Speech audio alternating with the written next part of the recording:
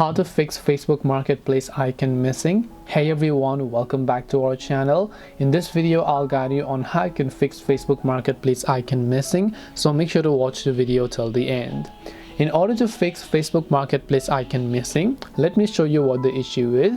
Let's say you open the Facebook application here, and then at the top you can see profile. You can see my marketplace icon here, but let's say for some reason for you this marketplace icon is not showing. Well, it is not that it is missing, it is only that it is hidden. And in order to find this, tap the three lines option located at the top right corner.